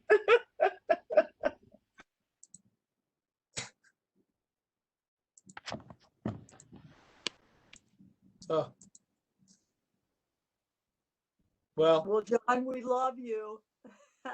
What he's saying he can't unmute. What he meant to say was good luck to everyone. He really enjoyed working with all of you deeply from the bottom of his heart. This is a tough day to leave, but it's time for him to move on. He really appreciates all that we're doing to make this the best climate state in the nation. God bless and good luck. I have attempted to add John Rhodes. Let's see if this has worked. John, are you there? Can you hear me? Yes. Yes. Now we can. Say your piece, John. You did a pretty good job. Allah just already Here gave now. your speech. Do you hear me? I can't tell. Yep. Yes. Okay. So that was whatever, wind taking out of the sails. So I'm really, this is a bittersweet moment, but I'm really incredibly thrilled by the accomplishment over the last 7 and change years. It's all a collective partnership. None of this would have been possible without you. None of this would have been possible without the state team. None of that would have been possible without the governor kind of creating a big bow wave for us all. But it really was a collective effort. And it's odd, but this Climate Action Council, really just almost fully captures, the people, the individuals that we've worked with. I'm really proud that I've agreed with every single one of you on a bunch of stuff. I'm equally proud that I've disagreed with you on some stuff. But it's especially good that we can have this kind of constructive engagement. This work is hard, and it really, really matters. And this is what it takes. And New York is showing how to do it. And it's exciting. It's especially exciting that the momentum that everybody has now is so great. So don't mess it up. We need it to work. Sounds good, John. Thank you. Thank you. All right, congratulations. All right, everybody. Thanks for your extra time today. Have a great weekend. Bye. Bye, John. Yeah, take care. Bye. Bye. Bye.